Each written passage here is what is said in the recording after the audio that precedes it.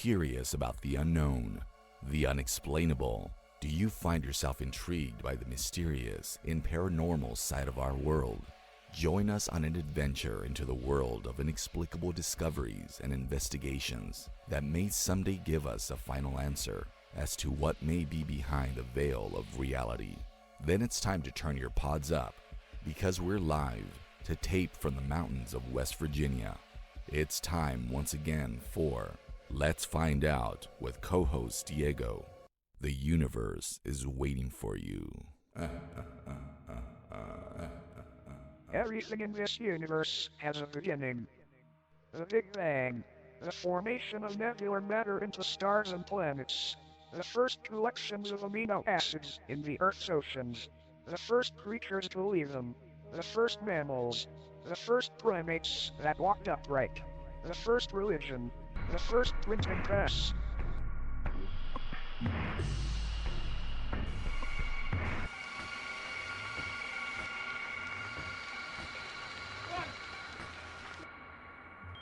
Pump up your space boots and phone home. It's time for Let's Find Out with co-host Diego. Unknown.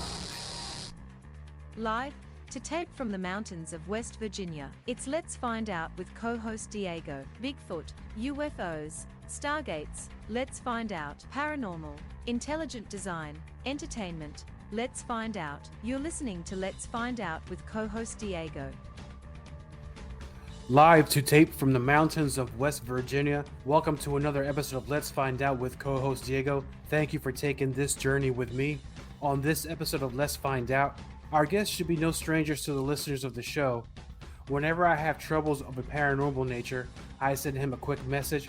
We've had several conversations about his paranormal research and para video debunking on both TikTok and YouTube. We will also get caught up with some of the latest information and paranormal hunting equipment out there today. Please welcome to Let's Find Out a good friend of mine, and I always learn a great deal about the paranormal from my good friend Nate Elwell. Nate, my friend, welcome to Let's Find Out. Welcome to the new show.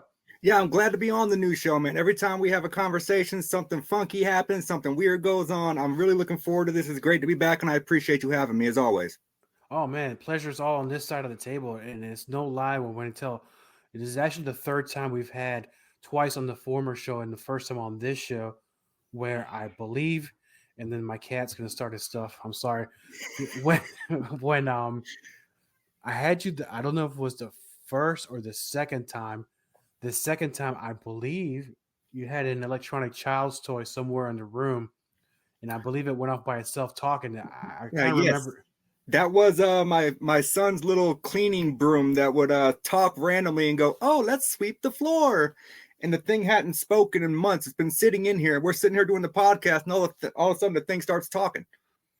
Yeah, and it's no surprise to you and I that happened. And then Not at all. Something that happened also, I think it was the third time I had you on the former show. It happened back when I moved to the house. Back in August, September time. We'll get into that later. So if you don't mind, let's start off with something because you have some pretty interesting news to share with the well, a lot has changed since we've last been on. Oh, yeah. And if you don't mind, let's get started with the latest because you're going into the second season of your series coming up. I am. So I do a YouTube series called the Paranormal App Test. And basically what I do is I download apps from the paranormal, from the Play Store, Google Play, Apple Store. I don't have an Android device until I got this laptop. So now I can start doing Android devices too, which is going to be great. And so basically I download these apps from the App Store and I test them out to see if they could legitimately be used as tools for an investigative process. I have found some that are absolutely astounding and they surprised me. And then I found other ones that just, recycle, garbage can. And I've finished season 1. I've got season 2 coming up. I got some great apps, some of them more well-known, some not well-known, because that's how I like to do things. Actually, the first episode I'll be filming this year is on the EchoVox app. And that is probably one of the more mainstream popular ones right now. And that's probably going to be a 2 or 3 part episode because I try to keep my episodes about 40 minutes. I don't want to bore anyone. And listening to me talk is, let's face it, it's not all that entertaining from time to time. So whenever I'm doing this, I try to keep it to 40-minute videos, but I plan on testing this app for 5 hours straight because I want to see what it's going to do. I'm not going to lie to you. Typically, I would never touch the app before I test it because I like for the audience watching to learn the app with me as I'm learning how to use it. But I have opened this one. I have messed around with it a little bit, so I'm slightly more familiar. And I'm also going to try a new filming technique because a few of the comments last year were saying, why can't we see what you're doing? Well, because you're watching a screen recording. That's why. So I'm now going to use my laptop to give a secondary focal point so you can see what I'm doing while I'm sitting there testing the applications. Hopefully to add a little bit more depth to the videos. So a second season upgrade, so to say. In a way, yes. And with the apps that you've been testing, and forgive me if I've asked you before, after you test these, not devices, but these apps, have you had any feedback or comments from the actual creators themselves? I have. As a matter of fact, I know we're going to touch on this later, but the book that I was writing, I actually contacted the creators of GhostTube, and they would not allow me to use their application in my book, unfortunately. But yeah, actually, the creator of the Ghost Hunter M2 app, Michael Weber, he watched my video. Me and him got to talking back and forth. He loved my review so much that he sent me a free copy of his Ghost Hunter M3 app to test out for him for season 2. And no spoilers, but so far, how are we looking? I think it's good. I think it's looking good. Looking good so far. Look at that. Dangle the carrot, man, because we got to get some people to watch it. Oh yeah. I'm definitely going to. I'm actually planning on doing I guess you could call them previews, where before I release a video about a week beforehand, I'm actually going to put out like a small little, maybe 45-second preview of like small highlights. I'm not going to give away the big stuff, but like small little highlights. I'm going to try that to see if maybe I can reel in some more viewers. I mean, don't get me wrong. I'm happy with the viewers that I have because you know what? I make the videos for fun anyways. If people watch them and they learn something, that's great. I make the videos for my own entertainment, my own education, but I want to educate other people while I'm doing it. Yeah, but you hit some milestones in that TikTok lately, from what I recall. Oh yeah. I was watching your posts. And if you could share that with the listeners of the show, because I think you've reached some pretty incredible numbers. So I've had people comment that they don't know why I don't have 100,000 or 1 million followers. I have 3,000 followers. To be honest with you, in the sea of TikTok, that's very, very few fish, to be honest. But all the comments that I have, and pretty much anyone who watches my channel, they are repeat watchers. Like they're repeat watchers. They share, they watch. Getting at, yeah. As soon as I release a new video, within 10 minutes of me releasing a new video, I've got like 30 comments. The people who do watch my content love my content. And it's not because I'm trying to, per se, attack these people who are releasing these videos, because that's not what I'm doing. The tongue-tied there for a second. The point of the fact of the matter is this. People will sit there and tell you, well, why would someone go on TikTok and fake a paranormal video, right? You got a content creator with 275,000 followers. That's 275,000 reasons to fake a video. Wow, never thought about it like that. I mean, I understand they want to keep having people click, and because I think that's when they start monetizing you, right? Yep. I'm already monetized, but I don't make any money. I don't do live videos. I very rarely do live videos, and that's really how you make your money, is doing live videos. I think I've made a whole 35 cents on TikTok, to be honest. But people, they take my content the wrong way sometimes. They think I'm there and I am an avid non-believer, just ripping apart everything that I see, which could be nothing further from the truth, as you're aware. I am a very firm believer, but I'm also a firm believer in facts. And what I see is what I see. And if I see something that's fake, you be rest assured, I'm going to call you out on it. And you should. Now, what is being, other than the technology you're using, are you using a different approach from season 1 to season 2? Yes and no.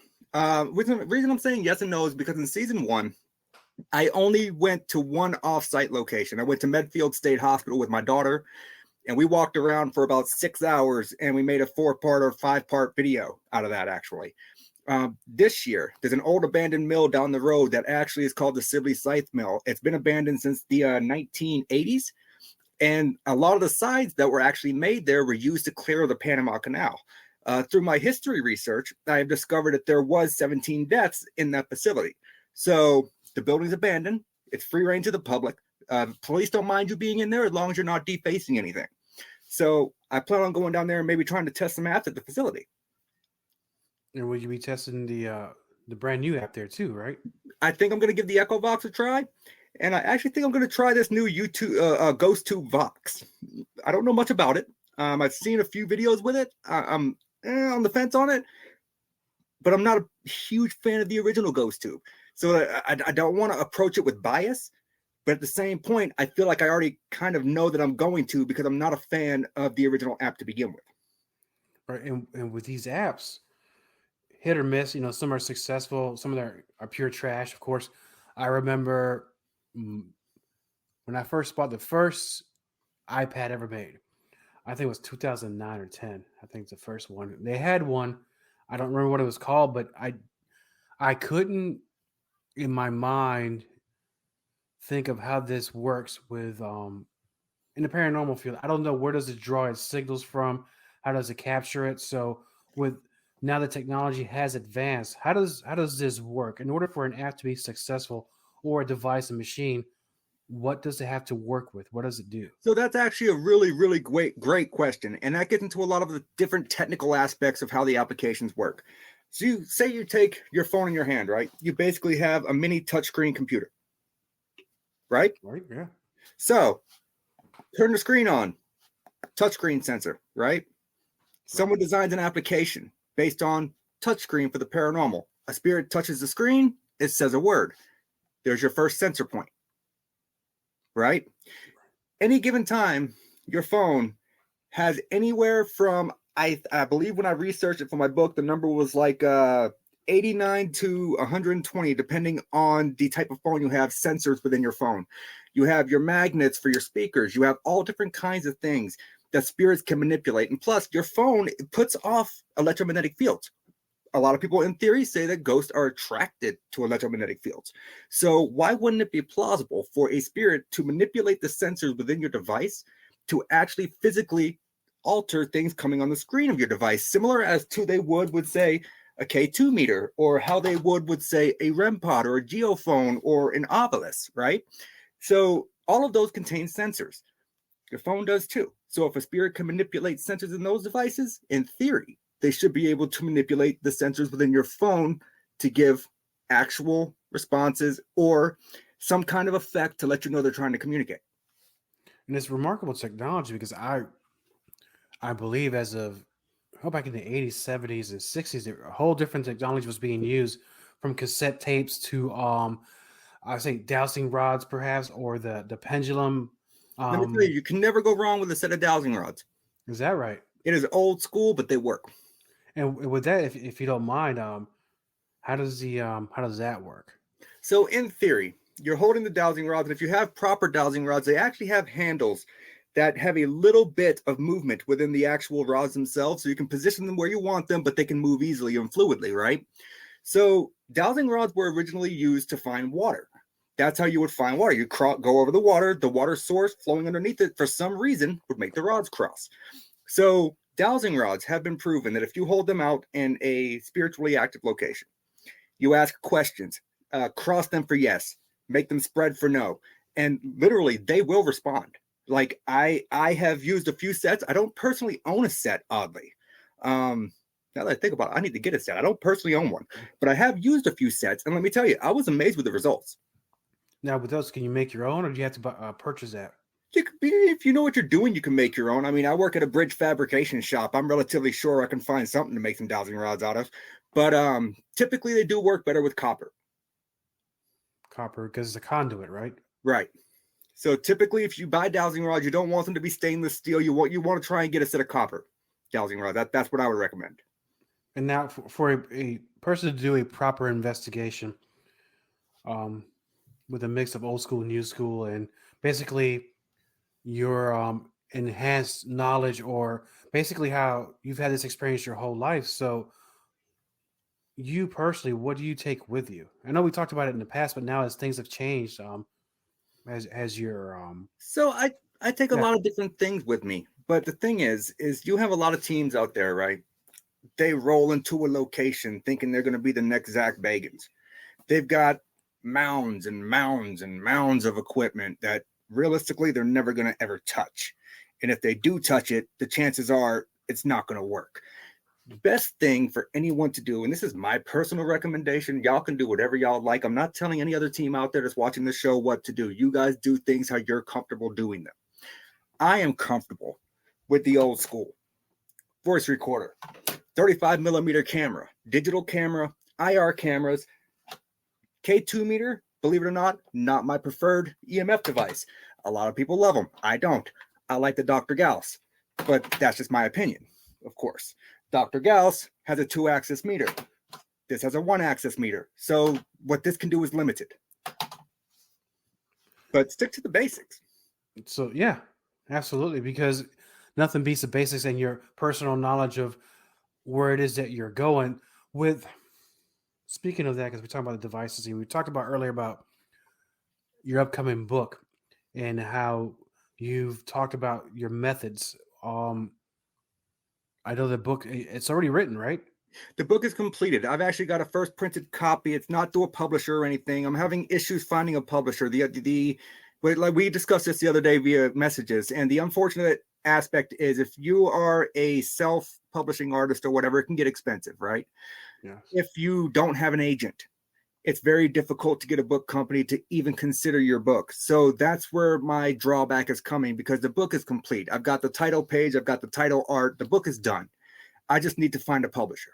Once I can find a publisher, then I can iron out the details. I was hoping that the book would actually be being released mid this year, and it turns out it's probably not going to be till about mid next year if I find a publisher soon enough. And that's fine, because you really want to make sure you make the right choice to the right publisher. I've seen a lot of people get these books published, but they're basically, I'm going to say penniless, but they got nothing from these publishers. Right. And that's the main thing, and that is the plus side to self-publishing, is you are going to make a little bit more money. Downside is when you go through an actual publisher, they do all the legwork for you. They do the publishing, they do, all of your advertising and stuff like that. You don't have to do any of that yourself. But I'm kind of like a firm believer in, if the book is good, you don't need advertising. Word of mouth is going to sell it. Yeah, I suppose most things, same thing with podcasts and your videos on TikTok or YouTube or anything like that. If it's good, honest work, the people will know fake from a real. Yeah, they didn't have advertising such as commercials and stuff back when Huckleberry Finn was written. But everyone knows the book. And 100% true. And in discussion with the book, if you don't mind, not to give anything away, so I know that you cover a lot of things. So give us a couple of little bits of information. So the book itself, when it comes out, is going to be called Downloading for the Dead, Investigating Paranormal Applications. It is basically a behind-the-scenes look at my testing, the results that I've gotten, and different things that I found interesting that I didn't have time to point out in the actual YouTube video. As well as I talk about some bloopers that never happened in the YouTube video, like the time I fell down the basement stairs when I was going to test the eye-obelisk down in my basement. That was fun. And I go over the M2 app, which I discussed earlier. The Michael Weber, the guy he reviewed it, sent me a new copy of his new app to test in season 2, which I'm really looking forward to, because that was by far one of my favorite applications I've ever tested. And I go over, some Ouija board apps. I do talk about some of those, and let me tell you, just stay away from all of them. I've got a few of those coming out in season 2 as well, and I'm not looking forward to. I'll tell you right now, like, I'm already kind of throwing up in my mouth just thinking about doing these videos. Well, it'll be the same advice whether it's an app or the actual tablet itself. Absolutely. Interesting. I'm not a fan of those either. Yeah, so I own 3 of them. I've never used them. I have 2 that I've received from clients that they believe were haunted. They stay out in my storage shed. They don't come in the house. I've got 1 in the attic that's still in the cellophane, so I'm not too concerned about it. I believe that they're not inherently evil. I believe that anything that attaches to a person through using a Ouija board is based off of the energy they're putting out while using it. I don't think they're evil all in their own. I know that's a whole different conversation for another time, obviously. But yeah, so I go over a lot of different applications. It's very difficult for me to sit here and pinpoint one major thing about the book. I can tell you one thing about the book that you learn within the very first chapter, the introduction, is the whole reason I started the app test channel to begin with was my daughter, because I was being biased. I was talking to her about throwing out ideas for my YouTube channel, what I wanted to do next, blah, blah, blah. And she said, well, why don't you test paranormal applications, Dad? I literally looked at her and said, Danny, you know those things don't work. They're absolutely horrible. I am not going to do that. And she looked at me and she said, well, as a paranormal investigator, you're being very biased and not open-minded right now, are you? Boom. Shamed me. Shamed me. And I was like, all right, let's do it. And that's how it started. And here we are, man. You're probably, I'm not being biased, but I think out of the many people I've met, not just through this show, but in personal life or shows I've seen on television, I don't think it can get any more. I'm going to use the word grassroots than you, because you're getting your hands dirty doing this. You're not doing it through hearsay or you've heard through a friend of a friend. This is happening in real life 365.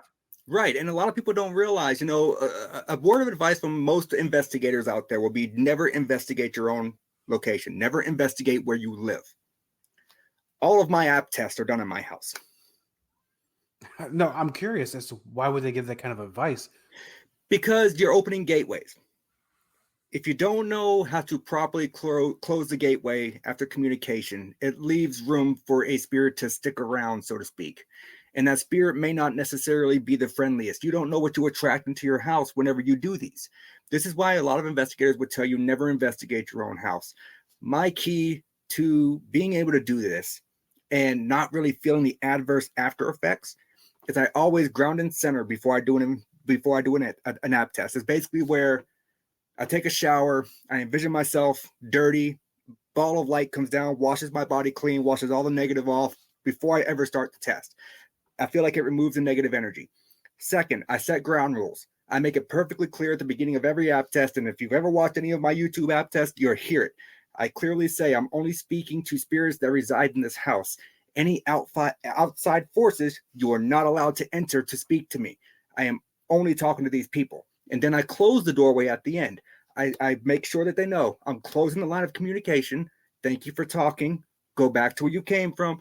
You don't need to stick around. So you can do things to protect yourself, but if you don't know what you're doing, it really can lead to an adverse effect within your own home. Well, has there been a time, touching on what you just said, has there been a time where maybe one did not cooperate as you wished? I've been threatened. Through the app test, I've actually been threatened before. We had a spirit, me and my daughter actually had a spirit threaten to hit us with a hammer. And it was really funny that happened because literally on the TV stand right across the room from us, there's a hammer sitting up there. So nothing actually happened. Like the hammer didn't move or anything. I tried to get it to move, but realistically, no. I mean, through my process, I have never had too much adverse happen here. Now, would be something not only when you investigate in your own home, but when you go to locations, let's say somebody else's home, you take the same tactics. Absolutely. Absolutely. You protect your team. You're there to help the family, but you protect your team first and foremost, because whatever the family is dealing with doesn't need to come home with you. And I'm not trying to sound selfish when I say that, because, you're there to help the family. But it doesn't help anybody if it follows you home. No, it does not. Now, I think in my opinion, my understanding, that these are, in a sense, families that are going through these things, and we're talking about going to other people's homes. I know I'm jumping around a lot, but you're good. When you speak, sometimes these things open in my mind. And that's why I like talking to you, because you never know where the conversation is going to go. No, and that's the beauty of doing a show like this with you. It's in my opinion, and I feel the same way when people are experiencers in the UFO community or who've been abducted, where I think in the old times, there used to be these things called generational curses, where it just does it from the start of your lineage to your end, to your kids, to your grandkids. Something sticks for some reason. I feel the same way in the UFO, the extraterrestrial way, where they're constantly studying your bloodline. Oh, absolutely. And I firmly believe in generational curses. And you being a wrestling fan would know the Von Erich curse. Right. That is a very well-known one. The Kennedy curse. Let's see, there's multiple out there that just bad things happen to these families. And no one knows why. I think there's only one living Von Erich left? Him and a couple of his kids are now wrestlers, yeah. Okay, yeah. So there's one of the original left though. Correct. Yeah. See and there was like I think 6 or 7 of them roughly. There was a good, yeah, I believe so. Yeah, and then I it watched a was lot of wrestling back in my day. If you didn't know that, no, so and it was not a very great story. There's no happy ending there. no, it's a very dark story, and that curse followed their family for forever for the most part. And then you got the Kennedy curses. You had JFK, you had his brother, and then it just goes on and on. So my question will be, what brings on a generational curse? What causes it? Because that's really curious to me. And you're 100% right. When it comes into UFO phenomena, right? There are certain families who will tell you that the mother was abducted, the father was abducted, the children, when they hit a certain age, typically around 19 to 20, were abducted. It follows the family lineage. Now, is that, I guess I want to say, in a way, a plausible form of familial mass hysteria? Could be. But,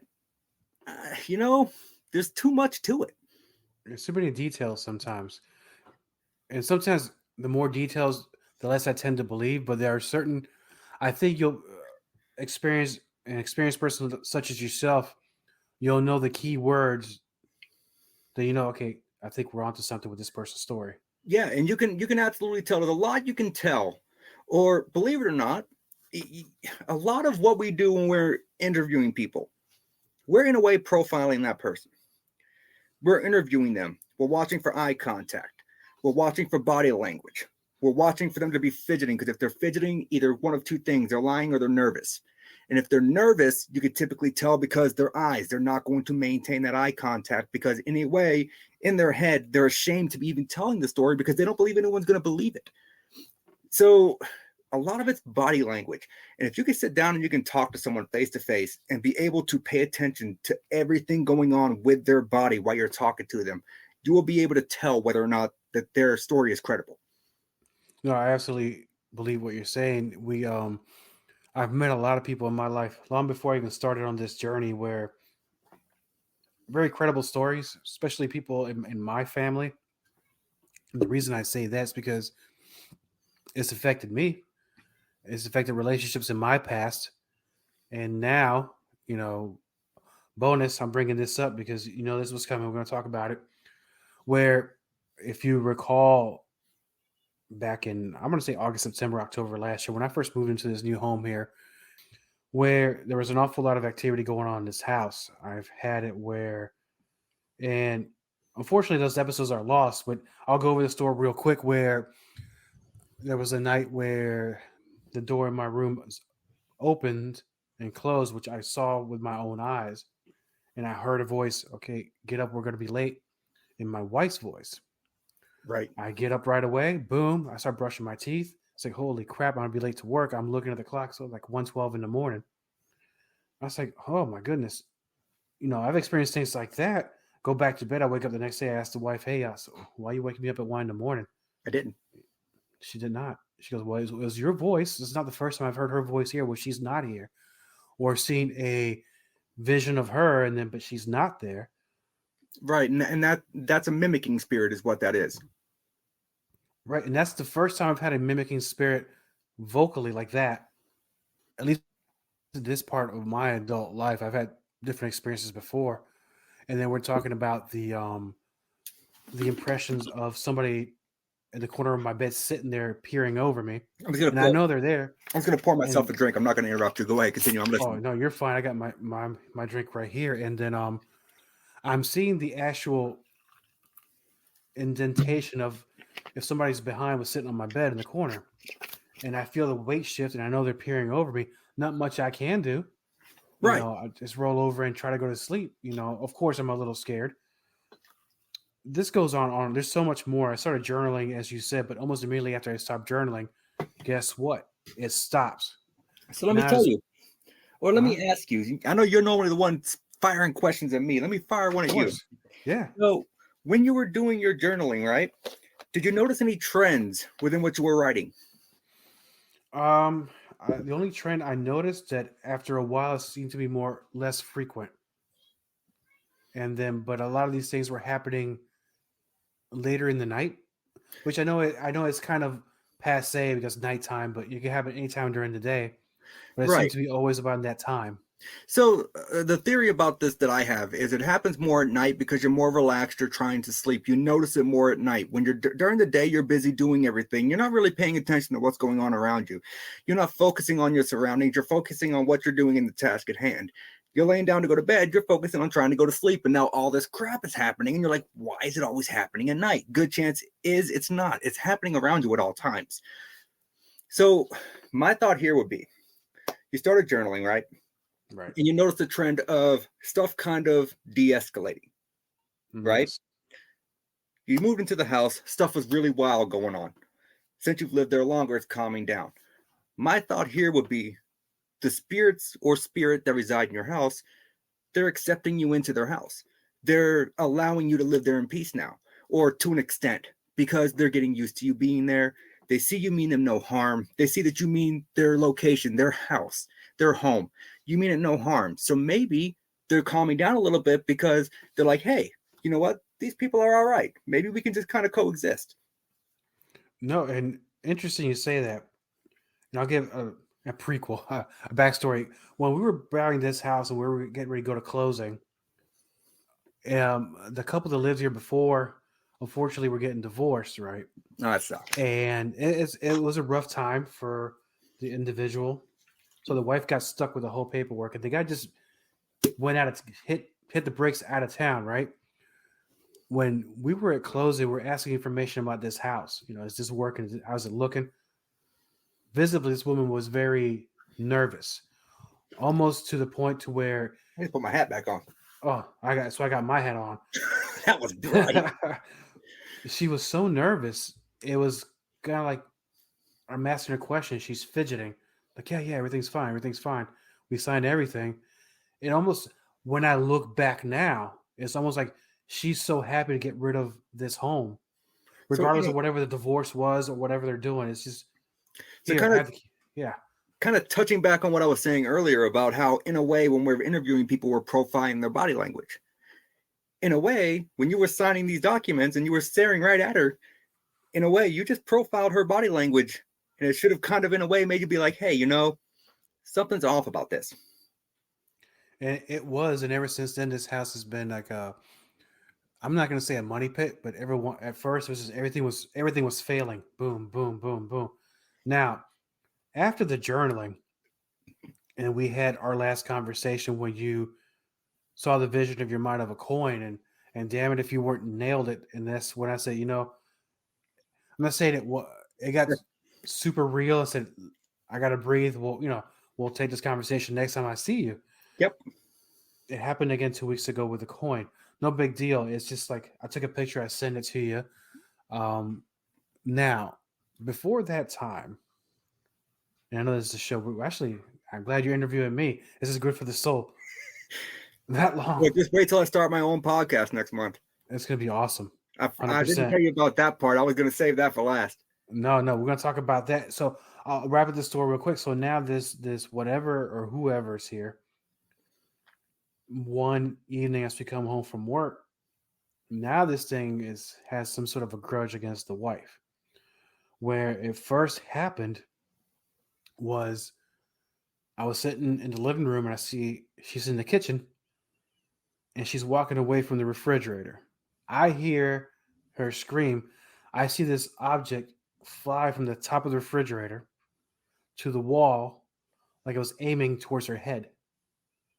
And this is a pretty sizable object. It was on top of the refrigerator. And it wasn't because she closed the door and it hopped. It was just straight towards her head. It hit and it fell on the ground. Right. So I saw it. Yeah. It wasn't like the door closed and the vibration caused it to tip and fall. I wish that was the case because it was almost like somebody just shoot it off the refrigerator, but it was so fast. I saw it hit the wall, missed her head because she ducked and it hit the ground. Thank goodness you saw it. Yeah, absolutely. And it would have messed it up pretty good. There's been times where we come home from work or from going out where this thing is taking her jewelry from her jewelry boxes and just throwing her jewelry on the floor. Interesting. And I've never seen that before. And then she's having her times where she feels things are happening. Not everything's paranormal, but everything is not paranormal. So I think she's been very good about the whole thing about determining what is just a house creaking or, Which but that's a great yeah. starting point. And so the thing is now that it's accepting of me, I guess it's having a hard time accepting her. And you know what? And that could be plausible. I know you said that it mimicked her voice to begin with, Right. which would tell me mimicking, it could be plausibly female, but then again, it could be a male just mimicking the voice. You really honestly don't know. So if it's accepting of you and being negative towards her, has she tried, in a way, standing her ground? Has she tried taking the house back? I think there's a few times where she's told me that whatever she said, that she doesn't want any of it, just to leave her alone. But I don't know where it's happened lately, but I know that every once in a while she says, please tell your friends to stop. You know, it's like jokingly, I said, what's wrong? Well, here's what they did. Here's what happened. So My thought there would be, if they are now, quote unquote, picking on her per se, they're doing it because they know they can. They're doing it because they know they get a ruse, right? Not saying they're a negative spirit. They could be a jokester. Jokesters are not necessarily evil spirits. They just like to play pranks that seem as though they're harmful, but normally they're not. Now, throwing something off the top of the fridge at her head, yeah, that's questionably harmful. I'm not going to even deny that. But the other stuff, like the throwing the jewelry on the floor and whatnot, that would speak more to me as more of a playful spirit. But sometimes what you have to do is, if a spirit transitions to one person in the household to another, that means that person is a little bit more susceptible and the spirit knows it. So the spirit's going to pick on that person. Maybe that spirit is realizing, hey, it doesn't bother Diego that much, but I wonder how much it's going to bother her. And when they realize that it did, that's where their focal point's going to be. So my recommendation there, and obviously this is on you guys. This is what you guys do, right? My recommendation would be, take the house back. Stand in the center point of the house. Talk to the spirit. Tell them, hey, look, I don't like what you're doing. It makes me uncomfortable, to be honest. I would like for you to stop. Please stop messing with me. We can coexist, but if you cannot coexist, then you need to leave, because this is our house. It's no longer yours. yeah, we get to stand our ground at that point. And sometimes that empowerment is enough to get rid of them. Wow, I mean, I think that's something we're definitely going to have to start doing here very soon. And I'll lighten it up a little bit because it's kind of funny, but if you giggle around her, she will knock your lights out. No, so I'll keep that in mind. yeah. So here's the thing: when we go outside and do yard work or go do something, I leave the door unlocked because I'm going to be in and out the whole time. Never an issue. If I'm not home, when she goes outside, does not lock the door. The door locks itself. That points right back at what I was saying. I've never seen such a thing. I tell you, 9, 10 years ago, maybe 10, I had a case that had that happen where the male of the house could go outside, no issues. But as soon as the female went out of the house, the door would lock behind her. And if I recall correctly, it was a really strange investigation, because I remember going there all night. I was there from 9 p.m. to, I want to say it was 7 a.m. Caught nothing.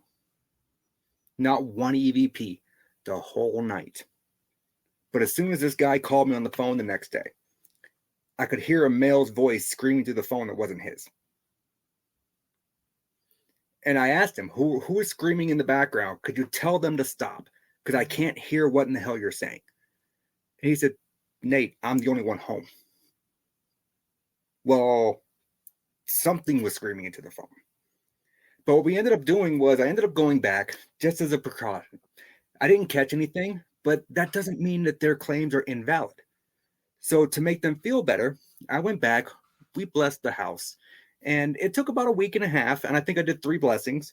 Nothing major, just, walked through, anointed the walls, blah, blah, blah. The typical thing that priest would do, or say even a Baptist minister. They come through, they bless above your doorways with anointed oils and stuff, and they say a prayer and all that good stuff. And, took about 3 times and the activity stopped. Wow. So I'm glad this is not the only house this has happened to it. So you know what we did to resolve that? We bought extra keys. And when she leaves the house, she keeps one in her pocket so she doesn't get locked out. But it was almost every time she went out, it was just lock itself. Not the deadbolt, but the bottom. Yeah, it's never the deadbolt. It's always the bottom lock. Okay. Very rarely, I don't think in my 16 years I've ever encountered a deadbolt locking behind someone. It's always the bottom lock. Yeah, and that was a fun trip to Home Depot.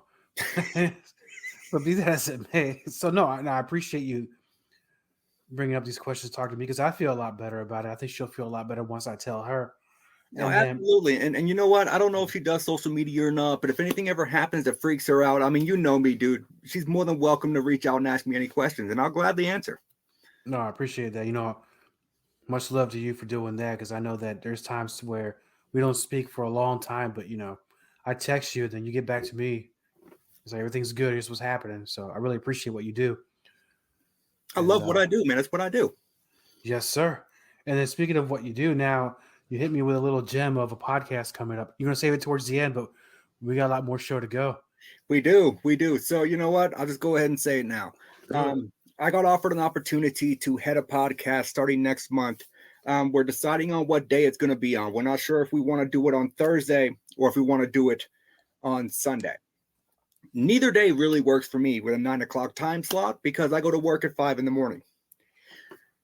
But I kind of think it's an opportunity, and I think it would be stupid to pass up. And the only reason we're looking at those 2 days, and I don't want to do Thursday because I have a friend of mine who I highly respect, Adam Began.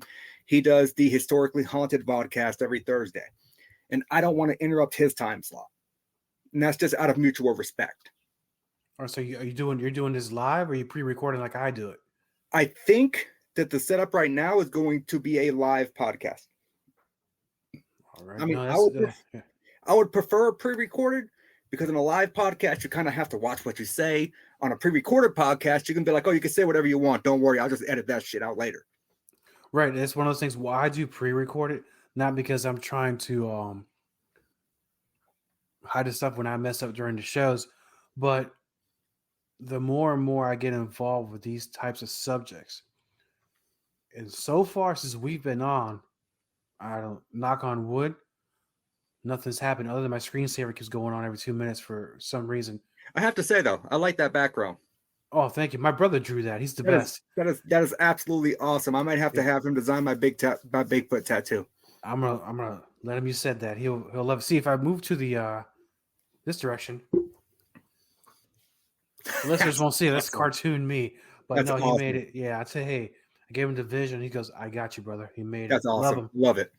And so great with the podcast. So is there, unless I missed it from my lack of paying attention, is there a name to the podcast, and who will you be doing it with? I have not named it yet. And as of right now, I will be doing it solo. It will be my first attempt at a solo podcast.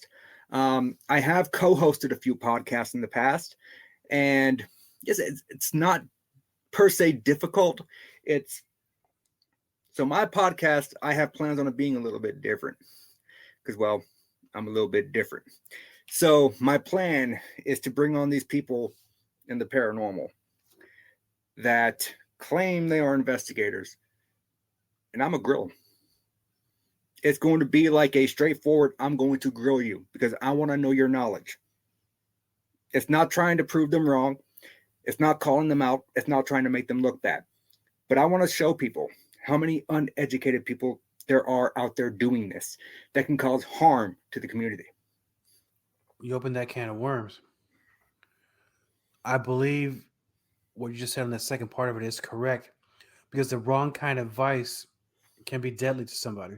It absolutely can. The wrong kind of advice can have extreme adverse effects.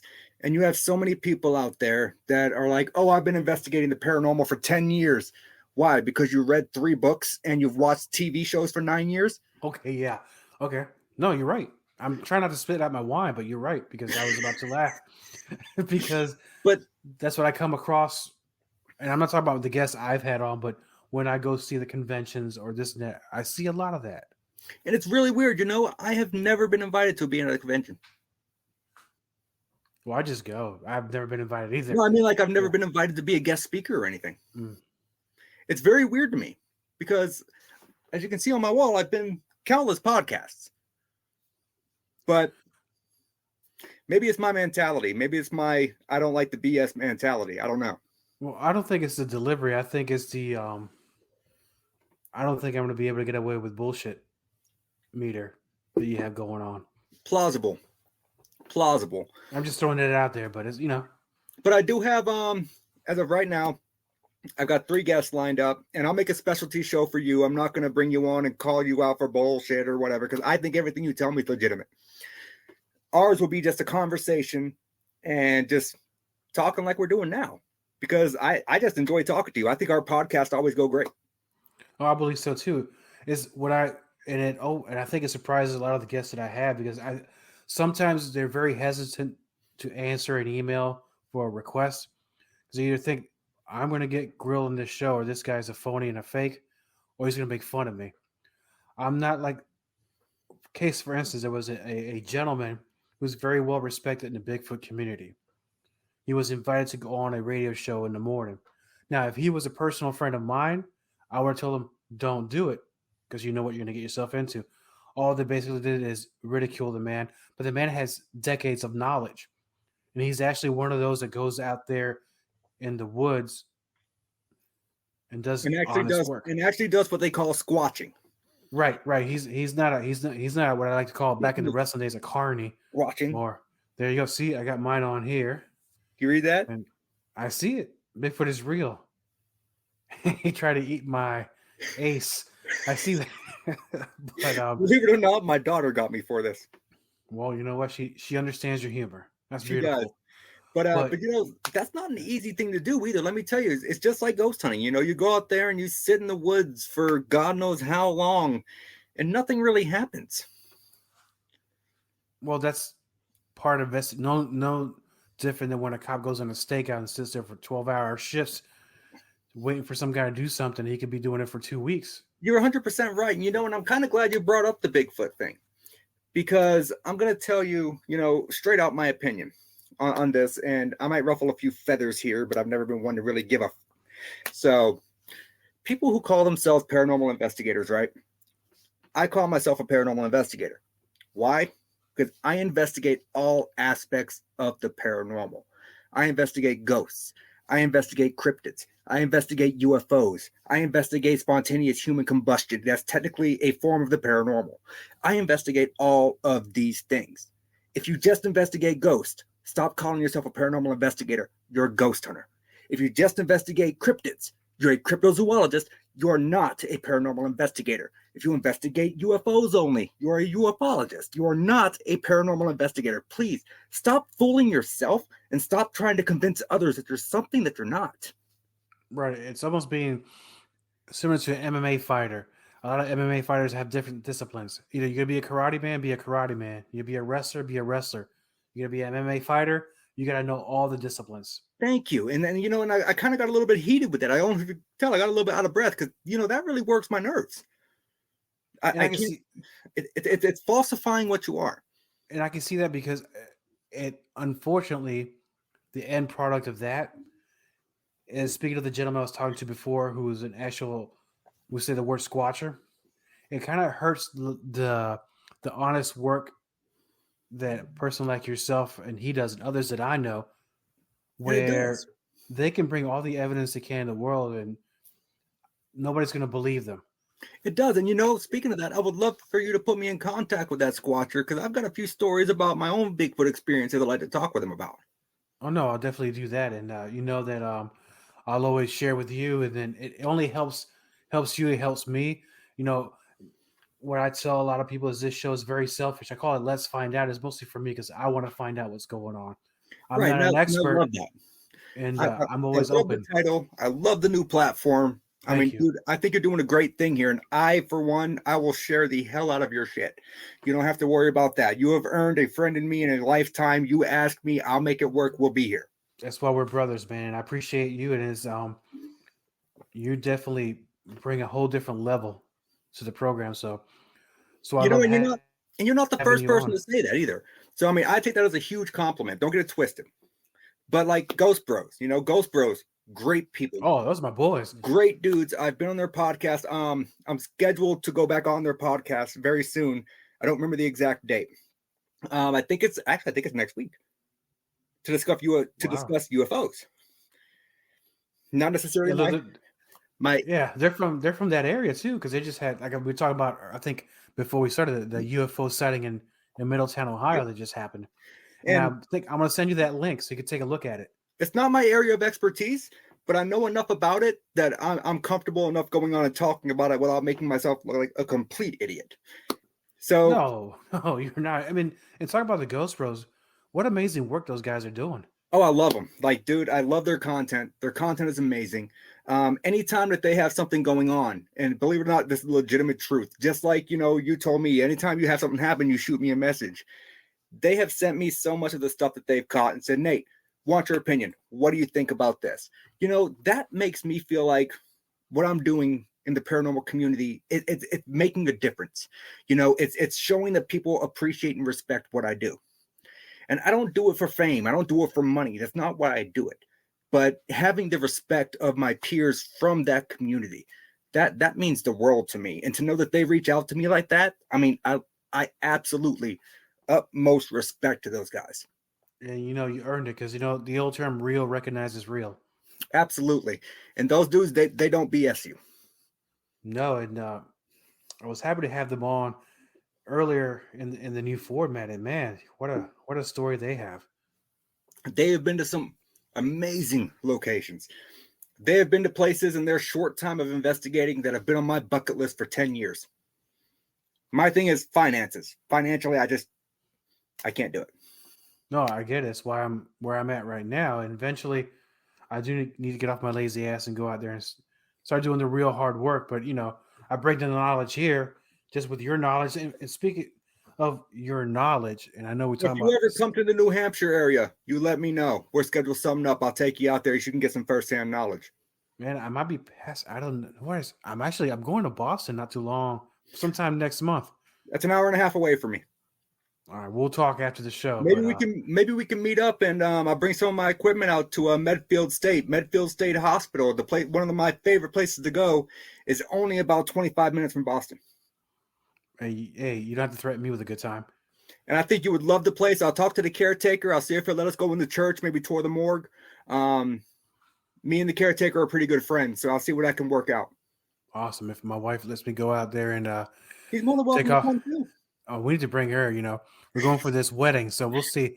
We'll see. But before we go, I know that we covered a lot. We covered about season 2 coming out. We covered your book. We got a lot of podcasts coming up. A lot of new TikToks coming out, all that good stuff. So anyone who follows me on TikTok, don't worry, I've got new content coming. I've been having a lot of personal issues going on at home, but I've got like, I think right now 18 new breakdowns in the works. So they're coming. Just patient.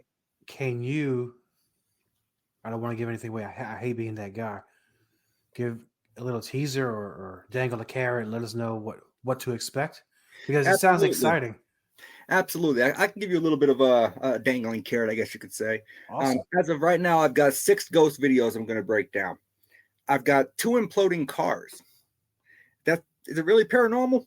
I don't know, but it looked fun to break down. I'm just going to be honest.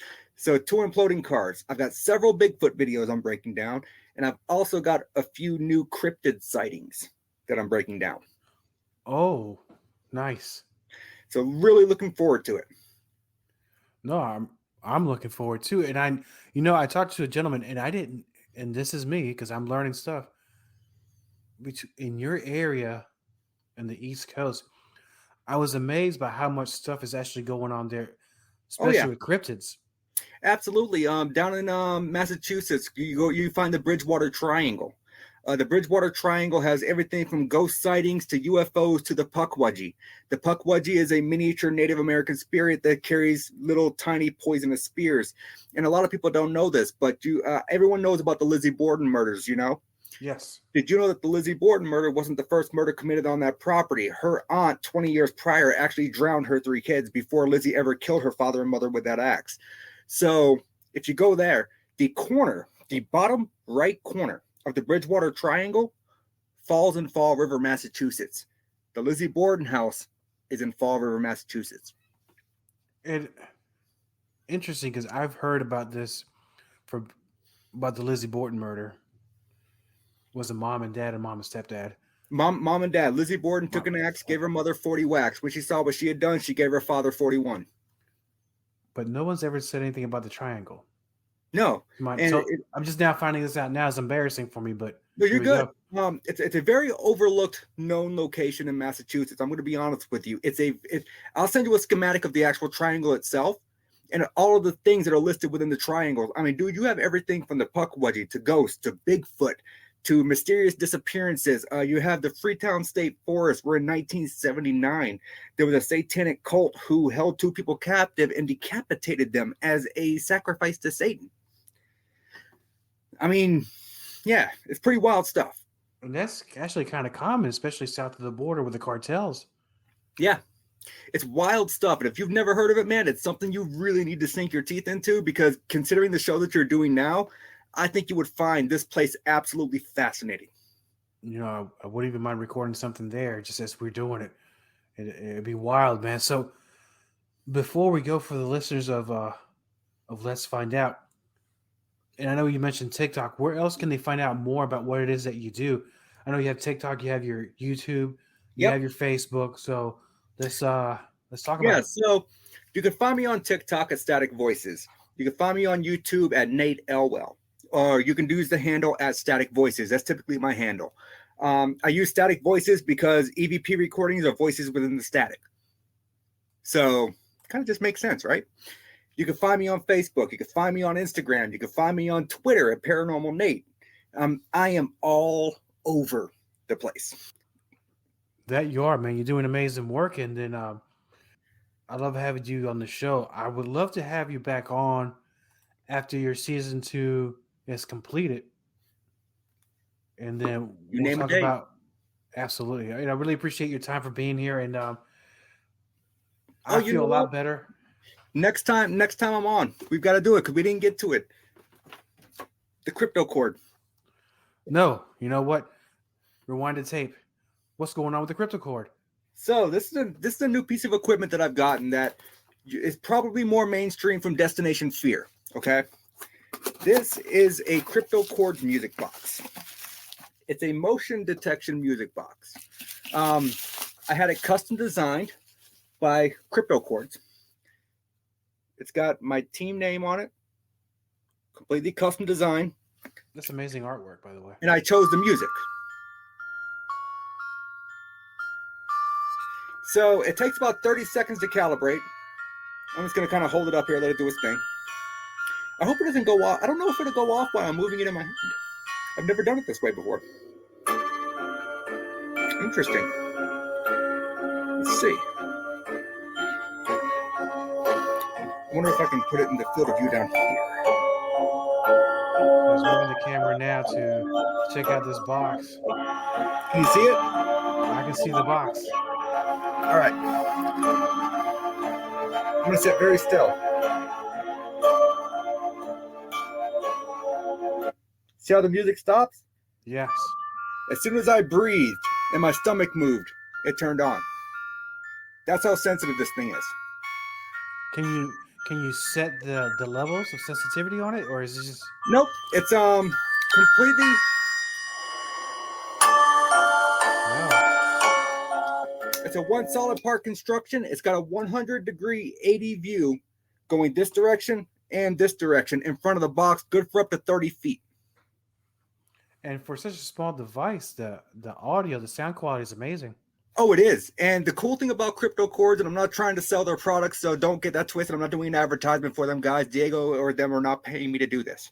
But they custom design your box, and they custom design your music. You tell them what song you want to put in it. And if it can be downloaded to an MP3 file, they'll put it in there. Wow. Amazing work. Go ahead. No, look, it's amazing work. Fine craftsmanship. Oh, yeah. And it's actual wood. It's not particle board. So that's a plus. It's a little bit sturdy. But yeah, I chose that song because I feel like if I'm in a location that's completely silent and I hear that going off, that's probably going to be the last damn thing I want to hear. Yes. I feel Everybody like that's else too. Whew. But yeah. So that was just like a quick review of the crypto cord. Maybe next time we're on, I can set it up across the room or something, and we'll kind of give it a little bit more valid test, and we can go a little bit more into the K2, the Gauss meters, and different kinds of devices that I use. Great. We'll go more in deep dive into the science of the devices. And I want people out there watching your podcast and vodcast. I want them to understand the science behind what we do. And, without that, we're still just a pseudoscience. It really doesn't matter. But evidence and what you can gather, that's what matters. Of course, evidence always matters, especially as it's right in front of you. And sometimes it is, and you just never know it. That, my friend, man, this has been, every time our conversations keep getting better and better. And I really appreciate you taking the time to be on the show and to kind of be my my paranormal counselor of sorts and helping me out through some of these things. My friend, anytime you want me on, you just ask. It's like between us, a conversation for an hour seems to go by in 20 minutes. It's the fastest hour I've ever had on a show before. So, and it's well, I quality. enjoy talking to you, brother. I always do. I enjoy talking to you, and thank you for coming. I will look forward to having you back on after season 2. Sounds like a plan, brother. I'm hoping to have season 2 wrapped up maybe end of October. So we'll kind of be looking out for that range. You got it, man. I'll book you down, pencil you in for that. Sounds like a plan, brother. Awesome. This has been another excellent episode of Let's Find Out with co-host Diego. Please check us out on all our social media pages, as well as the YouTube channel. And now we're also on Rumble. Thank you for taking this journey with me. Until next time, my friends. Have you always been curious about the unknown, the unexplainable? Do you find yourself intrigued by the mysterious and paranormal side of our world? Then Let's Find Out with co-host Diego is the podcast for you. Join in on an adventure into the world of the inexplicable and get insights from experienced researchers, investigators, and experts. Listen to mind-bending discussions and fascinating stories as Let's Find Out explores the strange, mysterious, and paranormal. Let's Find Out with co-host Diego is a unique and engaging podcast that uncovers the mysteries of the cryptic and unknown. With insightful interviews and discussions, they discover the very latest theories, discoveries, and investigations that may someday give us the final answer as to what may be behind the veil of reality. Available on Spotify, Google Podcasts, Pocket Casts, YouTube, iHeartRadio, Radio Public, TuneIn, and Rumble. Thank you for listening to Let's Find Out with co-host Diego. We're on Spotify, Google Podcasts, TuneIn, Pocket Casts, and on Anchor. For more information about Let's Find Out with co-host Diego, please visit us on Facebook.com/co-host Diego, on Twitter at co-host_Diego, and on Instagram as co-host Diego. Copyright co-host Diego. All content for Let's Find Out is the property of co-host Diego and is served directly from our servers with no modification, redirects, or re-hosting. All celebrity impersonators are paid performers. The impersonated celebrities do not endorse or promote any views or opinions expressed by our guests, co-host Diego, or Let's Find Out.